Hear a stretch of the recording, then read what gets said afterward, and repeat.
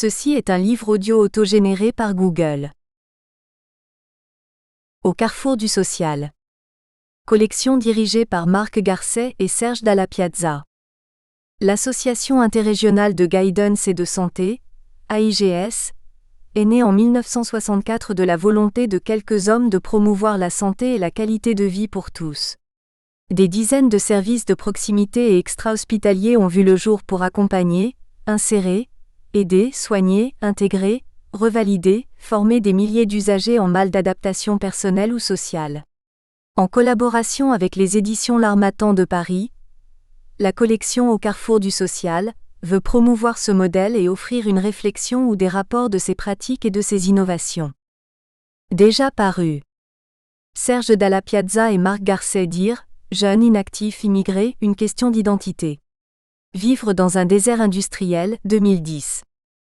Marc Garcet, Construire l'Europe sociale, 2010. Serge Dalla Piazza et Marc Garcet, L'avenir de l'homme en question. Pour que nos enfants vivent, 2009. Serge Dalla Piazza et Marc Garcet, En marche vers un idéal social, 2005. Université d'été 2009. Liste des participants. Amoranitis Spiros, directeur de l'Institut de recherche, de formation et d'action sur les migrations. Baudouin Sarah, psychologue AIGS. Lekers Pascal, assistant social, AIGS. Volat Sebahat, psychologue, AIGS. Burton Jean-Paul, fonctionnaire au ministère de la Région Wallonne. Carlens Marie, psychiatre AIGS.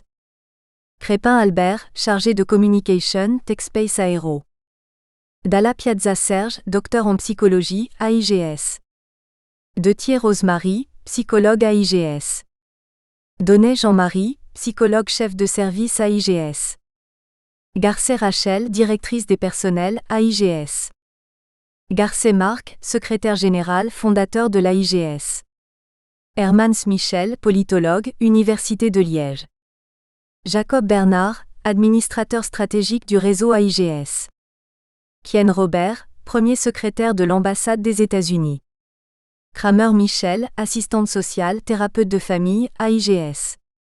Crush Jean-Marie, assistant social, chef de service AIGS. Lacrosse Valérie, psychologue AIGS. Libin Daniel, fonctionnaire au ministère de la Région Wallonne. Maï Christine, présidente du Forum Wallon de lutte contre la pauvreté. Martens Luc, député Parlement flamand. Martin Michel, psychiatre, directeur médical de l'AIGS.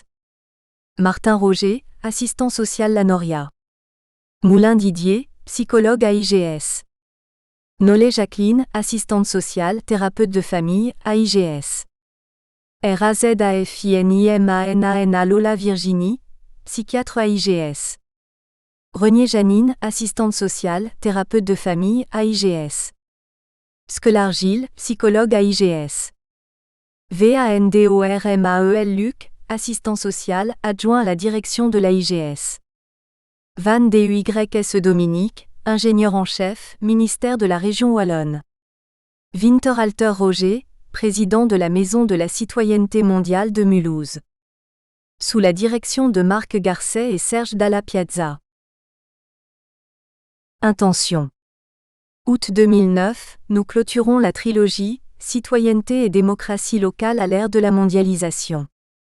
Rendre la commune aux citoyens, sous-entend qu'ils ne l'ont plus. Par une étrange dynamique, le citoyen semble se désintéresser de la politique en général, l'image des hommes politiques inspire peu confiance. Il se distancie des citoyens.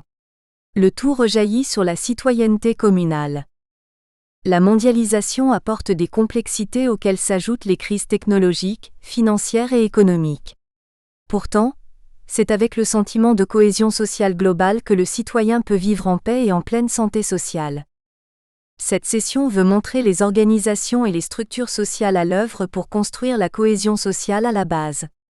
Les instances internationales, nationales et régionales ont bien conscience de l'importance de la cohésion sociale dans la dimension objective et subjective. Les travailleurs du secteur psychosocial en général doivent aussi intérioriser le changement des rapports entre l'action individuelle et les actions collectives. Chaque professionnel est par sa fonction agent de la cohésion sociale et doit favoriser l'insertion des plus défavorisés comme acteurs de leur propre existence et acteurs sociaux. Le thème de cette session se veut pragmatique et créatif de nouveaux modèles de conduite professionnelle, visant à l'exercice de l'autonomie et de la citoyenneté. Les recommandations clôtureront la trilogie par des engagements institutionnels pratiques. Une organisation de l'AIGS, Association interrégionale de guidance et de santé. L'IEM, Institut d'études mondialistes. Siège, 84, rue Saint-Lambert 4040 Herstal, www.ec.be. Avec le soutien du programme européen Daphné. Niveau mondial. À l'ère de la mondialisation, rendre la commune aux citoyens. Marc Garcet.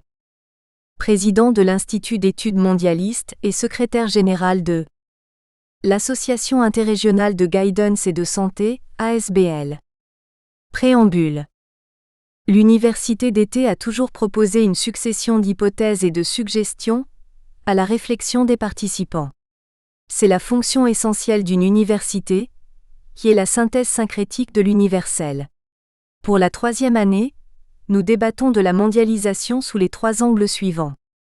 2007, la cohésion sociale à l'ère de la mondialisation. 2008, la commune au XXIe siècle, citoyenneté et démocratie locale. 2009, rendre la commune aux citoyens. La mondialisation est, comme nous le constatons, dominante. Nous la considérons dans ses diverses dimensions, psychologiques, économiques, sociologiques, financières, scientifiques. La mondialisation a envahi totalement notre pensée et notre existence depuis plus de 20 années. Nous en vivons aussi toutes les conséquences dont nous avons disserté antérieurement. La dernière était la crise financière. Elle a hypothéqué la confiance individuelle aux différents systèmes bancaires. Elle a remis en question la mondialisation comme système de développement durable. Elle induit des conduites collectives, de repli et de méfiance. Elle a ruiné les États et les entreprises. Cependant, elle s'affirme comme le modèle incontournable, voire irréversible. Elle est le contexte de notre réflexion en 2009. 1. La commune, une représentation. La commune est une réalité juridique, dont nous avons traité largement en 2008. Elle pourrait être analysée comme une abstraction sociologique, socioculturelle, psychosociale territoriale comme l'aboutissement d'un lien social et sociétal collectif. Je vous engage à considérer la commune comme une représentation mentale, temporo-spatiale dont chaque habitant possède l'image avec laquelle il vit. Cette représentation mentale vit en nous dans toute sa complexité individuelle et collective, au passé, au présent et au futur. C'est de cela que nous voulons parler. Au sein de la représentation de l'intégration au territoire, nous trouvons toutes les nuances de l'appartenance et de la possession. Nous pourrions qualifier ce lien social et affectif de sentiment d'être et de vivre l'inclusion collective. L'idéal à atteindre étant l'harmonie réciproquement vécue, du bien-être collectif et individuel. Je vous propose de distinguer 3 niveaux à cette représentation mentale. 1. L'appartenance comme une inclusion passive, sentiment diffus d'être du même groupe sans plus. 2. L'appartenance comme un engagement volontaire résultant d'une adhésion individuelle à un projet collectif. Un challenge à réaliser ensemble. Les sujets sont alors acteurs et partenaires. 3. L'appartenance comme une possession, de la sphère collective. Il s'agit là de l'intériorisation individuelle d'une réalité collective en mouvement, avec la volonté de réussir un programme. Le projet collectif est mon affaire comme elle est celle de chaque habitant. Dans ce cas, le sujet est acteur actif agissant dans le projet collectivement admis. Il en est un des artisans. Ce distinguo est essentiel pour la décomposition de la réflexion qui suit. 2. Rendre la commune aux citoyens. Cette proposition est une hypothèse. Pour l'aborder, nous posons 3 thèses. 1. La commune a été ravie aux citoyens alors qu'elle leur appartenait. 2. Rendre la commune aux citoyens aurait pour conséquence de recréer du bien-être individuel et collectif à l'ère de la mondialisation. 3. La participation civique rendrait la cohésion et la santé sociale au territoire réinvestis. 2.1. La commune ravie. Sous l'angle du vécu du lien social, nous pouvons imaginer qu'au XIXe siècle, les habitants de la commune pouvaient avoir un sentiment d'inclusion plus vivant qu'au XXIe siècle. En effet, l'économie agricole constituant l'essentiel des échanges, les fonctions économiques réalisées généralement sur le territoire de vie, voire à proximité, avaient pour conséquence de rapprocher et de rendre plus dépendants les rapports entre le territoire de la commune et les habitants. Cette période est passée. Progressivement, à la fonction dominante de l'économie rurale s'est substituée l'industrialisation, d'abord artisanale, ensuite collective et délocalisée par rapport à la résidence du travailleur. Le rapport entre le lieu de vie et le lieu de travail s'est progressivement dissocié. Nous en arrivons maintenant à qualifier les territoires de communes dortoirs et de zones industrielles. En conséquence, la commune a changé de vocation sociologique, changeant par là la nature des liens qui s'établissent entre ses habitants et l'organisation de la cité. Le citoyen du territoire est moins lié, donc moins responsable. En 1976, une loi de fusion des petites communes en 2 grandes entités communales est venue renforcer ce décollement entre identité territoriale et particularités socioculturelles locales. La conséquence de cette mutation sociologique progressive peut se mesurer par la perte du sentiment d'appartenance du citoyen au territoire et à l'organisation de la commune. Ce constat a pour effet de désolidariser les liens d'appropriation du territoire et de son organisation. Elle restreint le sens de la responsabilité citoyenne et atténue les liens de causalité entre le cadre de vie et la qualité de vie. L'habitant citoyen dégage sa responsabilité du déterminisme personnel, pourtant indispensable, pour se réfugier dans une forme de déterminisme collectif dont il se sent étranger. Dans ce contexte, son territoire d'habitation devient un fort dont il défend les contours. Il se sent agressé de partout par le collectif auquel il ne s'identifie pas. Les rapports de violence donnés et reçus se substituent aux rapports collectifs de solidarité et d'échange de cordialité. 2.2. La commune restituée. Pourquoi restituer la commune aux citoyens ? Cette restitution aurait-elle pour conséquence de recréer plus de bien-être individuel et collectif, à l'ère de la mondialisation ? Dans les programmes des partis politiques, il y a des termes qui y font penser. Toutefois, ce n'est pas une priorité stratégique. Les termes où il fait bon vivre sont souvent répétés, mais il n'y a plus de création d'espaces collectifs, de places, de parcs pour s'y promener, y jouer. Pour cela, il faut quitter le territoire. La commune dortoir, à habitation multiple, est le modèle de la désocialisation. Elle ne met pas en place les éléments essentiels du lien social, collectif. Les espaces de verdure sont oubliés des quartiers nouveaux. Points de promenade, de sortie sans risque pour tous les âges.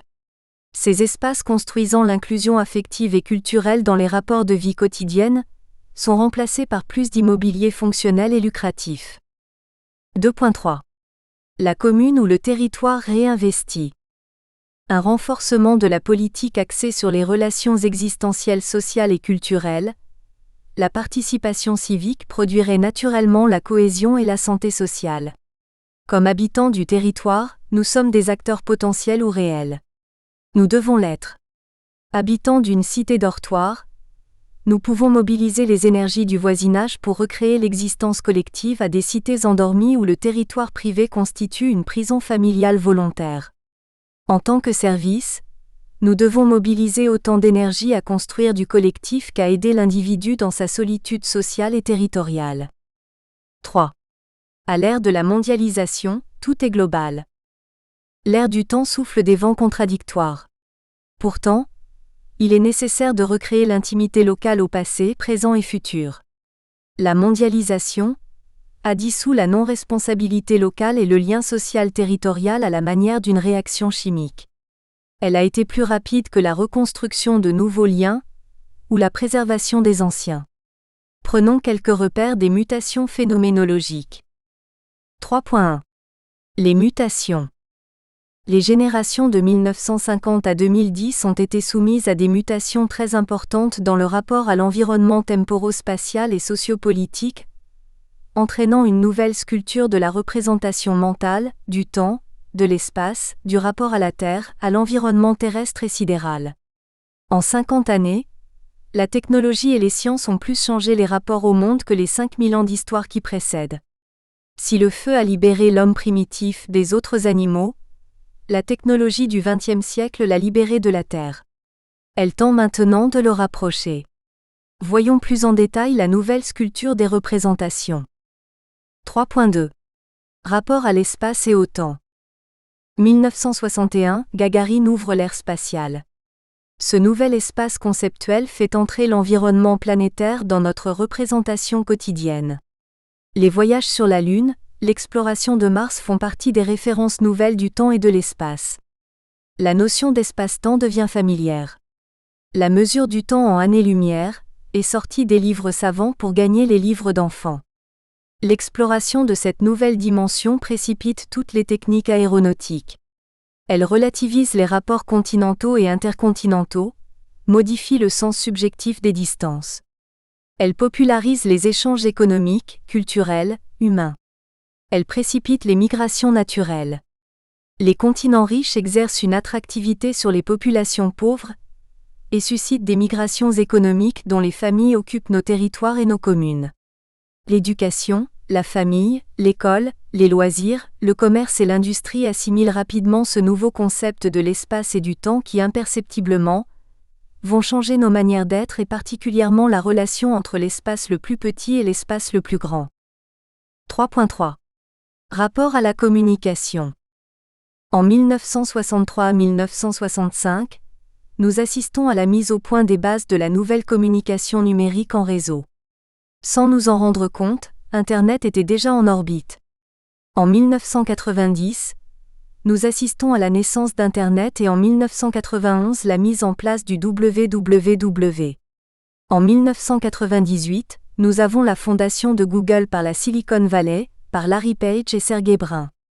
Cette fondation se donne pour mission d'organiser l'information à l'échelle mondiale et de la rendre universellement accessible et utile. Notons dans cette présentation de mission le nouveau mode d'expression à l'échelle mondiale, universellement accessible et utile. 3.4. L'incidence des changements sur la transmission des repères par la famille, l'école et les groupes sociaux.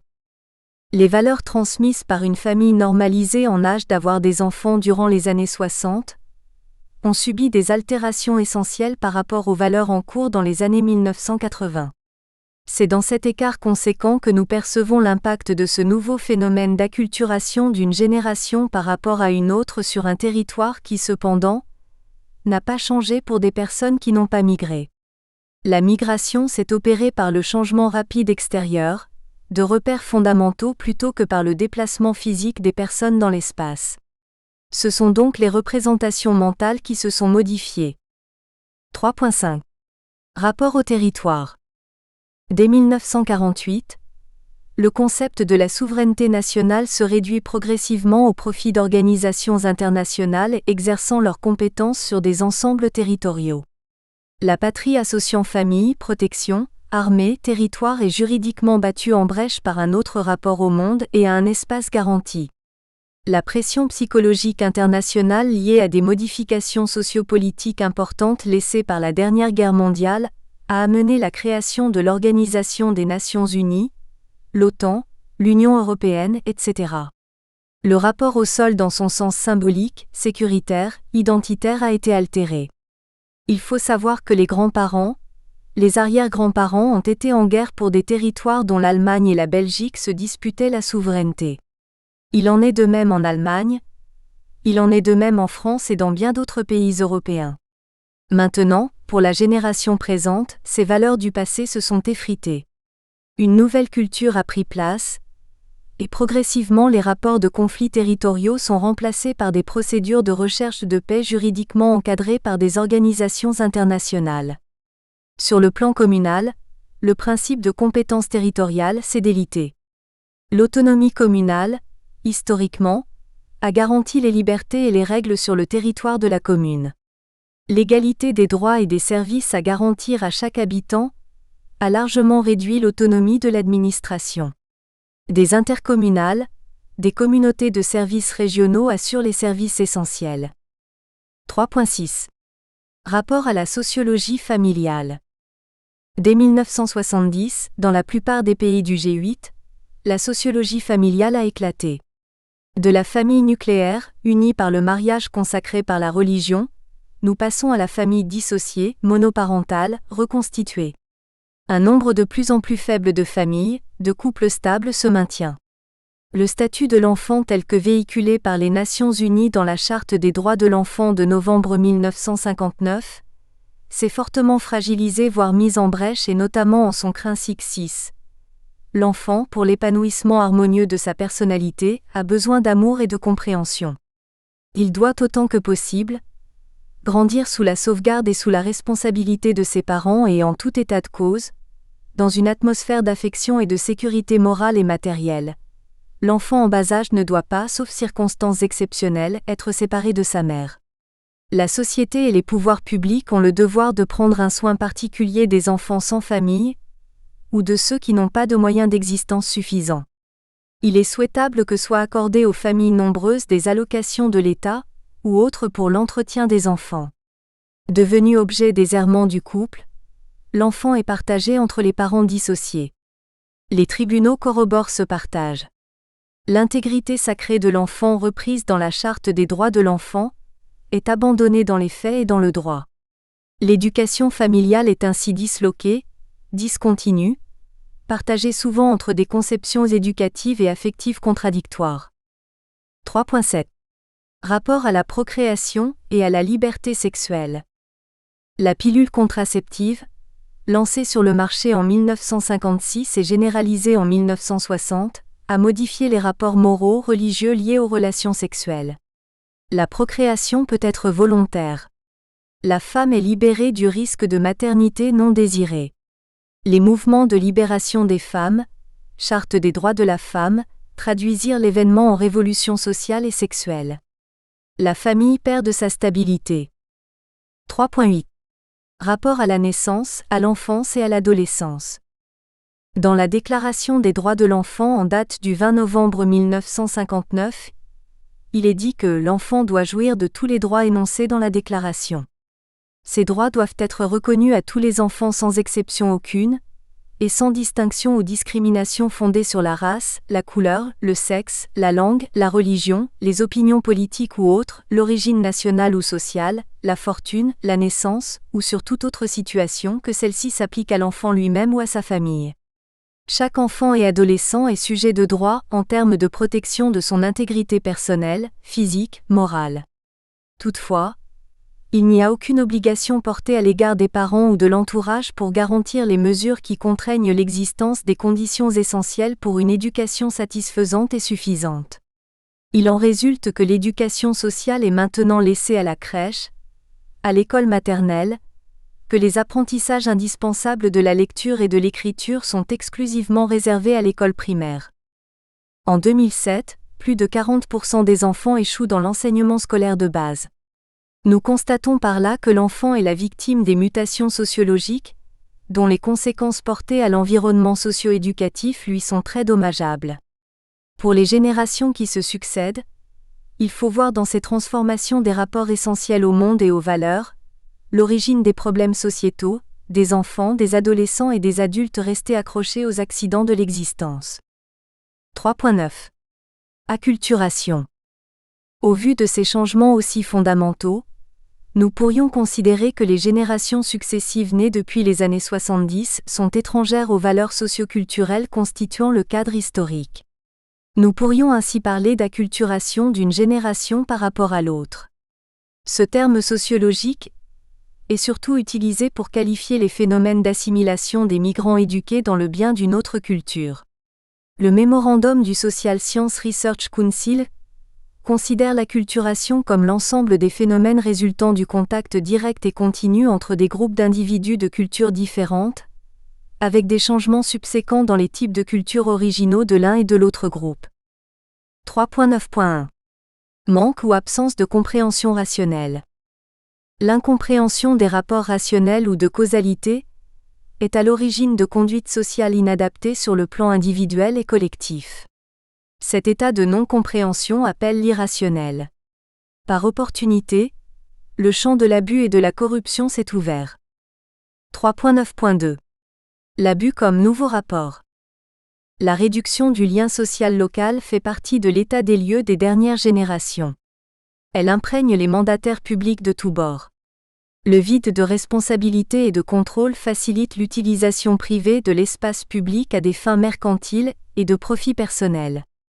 La presse s'instaure comme justicier des détournements d'intérêts et de la corruption. Un climat de discrédit moral que le Quidam juge à l'auge du plus corrompu. Qu'est-ce que la corruption du petit mandataire, au regard de la corruption des banques et de leur organisation occulte? La corruption, dénoncée dans les pays descendants du communisme et dans l'assistance aux pays africains, s'est insidieusement installée jusque dans nos villes et communes. 3.9.3 Choc de culture et de valeurs.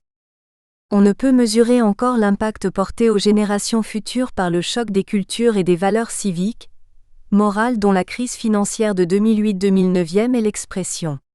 Cette mentalité est totalement différente des valeurs portées par mai 1968 ou la revendication d'un nouvel ordre moral, public, dans la hiérarchie des responsabilités constituait l'ère du temps. Les écarts entre générations sont tels que les ascendants ne reconnaissent plus les descendants sur le plan de la responsabilité collective et sociale. Le transfert des valeurs entre générations est conflictuel sur le plan de l'implication sociale, politique au niveau collectif. Les altérations de référence s'observent aussi chez les professionnels de tous les niveaux, des universitaires aux qualifiés de base. Nous vivons une position d'attente et de scepticisme, une perte de confiance comme en témoigne la presse depuis plus de 5 années en Belgique où le phénomène est renforcé par d'autres problèmes culturels linguistiques. Cependant, nous ne sommes pas les plus marqués. La révolte des banlieues en France se traduit chaque jour par des incendies de voitures, de bâtiments publics et de services sociaux. 3.9.4 Rencontre entre générations. La culture entre générations est fragilisée par des doutes, des méfiances. Elle conforte aussi la déresponsabilisation. La perte de confiance aux institutions financières publiques et privées minera encore l'avenir longtemps. La collusion entre le monde politique et le monde financier emporte tous les pouvoirs vers le rejet collectif. Le rejet collectif provoque en ce moment l'autoprotection du système corrompu.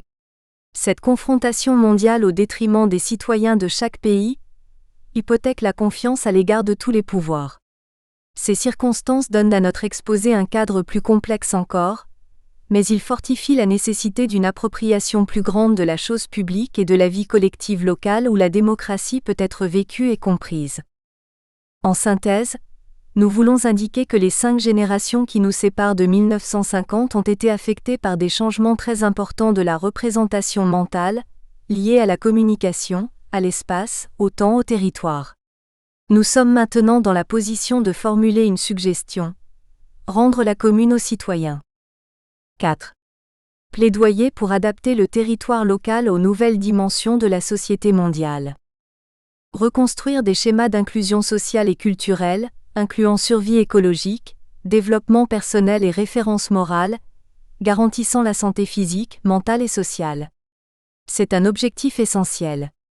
Pour l'atteindre, nous n'avons d'autre remède que d'utiliser les cadres existants. Cette intention générale et ambitieuse mérite des précisions quant à sa matérialisation. 4.1 Qu'entendons-nous par schéma d'inclusion sociale ou structurelle ? Nous savons que les comportements collectifs sont toujours interactifs et mettent en œuvre, dès la naissance et tout au long de la vie, la personne isolément dans des procédures collectives. Pour reconstruire, il y a donc lieu d'éclairer, d'éduquer, de motiver à faire place, de découvrir la dynamique du schéma social auquel la personne va naturellement s'attacher et qui lui donnera sa propre identité sociale. Il conviendra ensuite d'expérimenter. L'expérience se fait naturellement, spontanément, dans la dimension du groupe familial ou de l'environnement. Dans un processus de reconstruction ou de construction et de responsabilisation, il y a lieu de susciter les initiatives, d'encourager et de soutenir la participation à des réalisations. Pour assurer une survie sociale. 4.2 Qu'entendons-nous par survie sociale ? En parlant de la survie sociale, J'accentue le trait en utilisant le mot survie car il m'apparaît que le parcours de vie de l'enfance à la vieillesse est jalonné de risques de plus en plus élevés en regard de l'apprentissage dont les générations actuelles disposent à leur égard. La survie sociale et physique de la personne dépend de l'usage qu'elle fait de son environnement. L'environnement, dans le contexte urbain à forte densité démographique, présente de hauts risques sur un plan individuel et sur le plan collectif. Gérer nos comportements alimentaires, d'hygiène de base et de détente sociale, présente de nouvelles priorités de santé publique sur le plan individuel ou social. Seul ou en famille, nous produisons des conditions souvent toxiques, à court et à long terme pour nous-mêmes et pour la collectivité.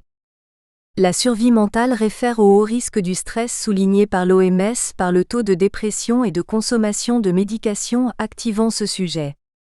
La survie physique réfère au haut risque lié aux modifications de l'environnement, et fait du maintien de la santé physique un poste important des budgets privés et publics tout au long de la vie. 4.3. Développement personnel. Le développement personnel rappelle l'individualité dans sa singularité, tout en considérant la grégarité de l'être dès sa naissance. L'harmonie entre l'être intérieur et l'être social est la base de la santé physique, mentale. L'adaptation névrotique à la réalité entraîne la répétition de l'insatisfaction du mal-être et de la déraison et de la déviance. Nous avons développé ailleurs en quoi le territoire social doit participer à l'adaptation du cadre de vie et des comportements sociaux que la grégarité naturelle exige. 4.4. La référence morale, garantissant notre santé physique, mentale et sociale. Une âme saine dans un corps sain est adage universel pour toutes les espèces. Trop souvent rejeté, écarté, banalisé pour faire valoir les intérêts, la morale est cependant la règle. Cette règle individuelle et collective est universelle. Nous renvoyons aux fondamentaux du droit naturel. Elle rend possible l'exercice de la liberté personnelle et collective. Les comportements en sont tous empreints. Nous savons qu'il n'y a pas de vie sociale équitable, durable et responsable sans l'intériorisation, l'assimilation des règles, leur contrôle individuel et social. La complexité du droit régissant les comportements sociaux est maintenant hors de portée de la connaissance moyenne, au travail, sur la route, à la maison, dans les quartiers, en termes de gestion de la pollution, des conduites personnelles et publiques. Or, il n'y a pas de paix collective sans le respect de règles aux différents niveaux, local, régional et international. Ce texte en forme de plaidoyer peut néanmoins se traduire en programme simple et en réajustement de l'angle d'action et d'organisation. Nous devons donc ajouter aux priorités antérieures d'autres priorités, dérivant des nouvelles conditions de l'environnement collectif et individuel. 5. Responsabilité des travailleurs du secteur social. Par travailleurs du lien social, nous entendons tous les travailleurs inclus dans le secteur tertiaire social, qui représentent plus ou moins 10% de la masse active des pays du G8. Ce sont les enseignants, les travailleurs sociaux, de la santé, de la culture et des loisirs de toutes les disciplines. Cette fonction de travailleur est généralement rémunérée ou rétribuée par des subsides de l'État et des pouvoirs publics. Chaque citoyen contribue par l'impôt à la gestion du bien-être et la paix sociale. Il ne faut donc pas assimiler travailleurs du secteur tertiaire social et travailleurs du secteur marchand. Les missions à vocation sociale exercées par les organisations privées ou publiques ont des responsabilités sociétales essentielles et fondamentales. C'est d'ailleurs leur vocation essentielle. Le citoyen en est payeur et en attend des résultats objectifs et subjectifs. Dans la perspective de la santé globale, la responsabilisation professionnelle des travailleurs par rapport à la formation et au maintien des liens sociaux, le maintien des conditions de survie, font naturellement partie intégrante de l'exercice de leur profession. Ils ont tous pour mission sociale de développer chez le bénéficiaire individuel ou collectif la responsabilisation des attitudes civiques, individuelles et collectives. Nous avons indiqué plus haut ce que nous considérions comme étant l'essentiel de l'exercice de la responsabilisation des citoyens. Nous avons indiqué ce que nous entendions par schéma d'inclusion sociale et culturelle. Nous avons indiqué ce que nous attendons de la mise en perspective de cette action, pour une survie sociale et physique. Nous avons souligné le développement personnel, dans la globalité collective de la société. Nous avons indiqué l'indispensable référence morale et éthique pour assurer une vie sociale équitable et durable. 5.1. Revoir les références théoriques héritées du XIXe siècle, qui donnent le cadre philosophique au traitement psychologique. 5.1.1. L'individualisme. Les fondements théoriques des pratiques thérapeutiques d'origine psychologique trouvent leur origine dans la philosophie du XIXe siècle et du début du XXe siècle. C'est entre les deux guerres que les pratiques thérapeutiques se sont développées. Nous savons le rôle déterminant de l'école freudienne dans ce courant qui a permis de jeter un autre regard sur la souffrance mentale. À l'époque, les bénéficiaires de ces apports thérapeutiques étaient limités à la société bourgeoise. C'est donc dans ce contexte que les références théoriques, la pratique et la technique ont pris forme. Elles s'inspirent de la philosophie des Lumières, axée sur l'affirmation de l'individu et de la personnalité. Les courants philosophiques ont progressivement intégré les mutations démographiques, sociales et économiques. Le droit moderne et postmoderne a largement étendu les droits et devoirs des citoyens. Nous soulignons souvent l'écart entre la mentalité des travailleurs psychosociaux et leurs consultants. Des planètes différents. Toutefois, nous voudrions rappeler 3 éléments démographiques. En 1900, la population mondiale était de 1,15 milliard. En 2010, la population mondiale est de 6,85 milliards. En 2050, nous postulons que la population mondiale sera de 9,75 milliards, etc. La valeur singulière de l'individu et de la personnalité a par conséquent fortement changé. La position individuelle dans la démographie mondiale nous amène aussi à des spéculations théoriques concernant l'avenir de l'homme, de sa position dans l'interaction individu-collectif. Le précepte consistant à découvrir et réaliser ce qui nous semble bien pour nous est à mettre en discussion à la lumière des modifications du contexte sociologique. Maintenant, la notion de bien pour soi participe davantage au sentiment de bien-être général dans une société où le bien-être est organisé. L'éducation individuelle où la place essentielle est fondée sur un idéal du moi narcissique bâti autour du narcissisme est en décalage avec la réalité imprégnée de collectif. Dans cette modification des contextes, le précepte dérivant de la situation est le vivre ensemble.